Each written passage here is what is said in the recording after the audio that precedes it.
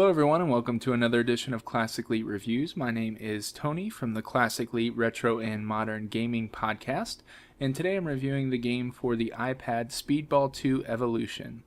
This is a remake of a classic futuristic sports game from Tower Studios, originally developed by Bitmap Brothers.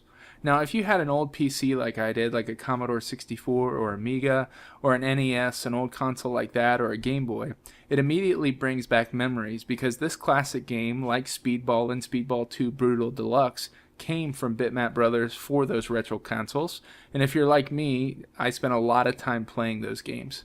Now, I love retro, and I was excited to get my hands on this one. As far as gameplay goes, it's a futuristic soccer simulator, which is absolutely a blast to play. There are 3 modes: local multiplayer, quick game, and tournament or cup mode. Now, the tournament and cup mode is a blast. As you work to build your team by selecting different players, you really earn your name for yourself by winning cups, and you do that by winning different sorts of rounds like in a tournament style gameplay. And each round gets increasingly difficult. And I really had a challenge trying to beat some of the teams on my way to my first cup, but it was a lot of fun on the way. Now, quick game is if you want to jump into the game and play. It's a lot of fun just to, maybe pick up if you have a few minutes and finish an entire game real quickly. Local multiplayer is if you want to challenge someone in the same room or on the same network. And I wish they would have had online multiplayer because I'd be spending a lot of time playing that, so hopefully it comes in a future update. But for now, you can do local wireless or Bluetooth. Now, there's lots of customization from the players on your team to the stadiums and so on. And there's just enough depth to really hook you in on this one.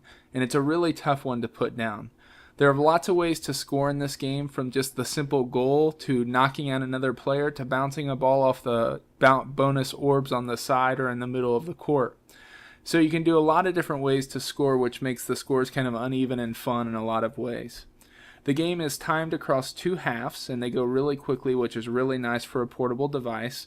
And you always seem to produce really close games, which is fun and exciting. All the scoring options produce a lot of variety, and that variety is really nice and fun for this type of game.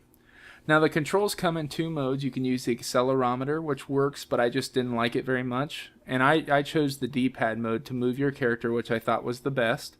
You tap the screen to shoot the ball, you hold in the screen to kick it far, and you tap on defense to slide tackle and steal the ball. The only part that doesn't work great is moving at an angle, but you kind of get used to the controls after a while and how they work, and it seemed to iron itself out.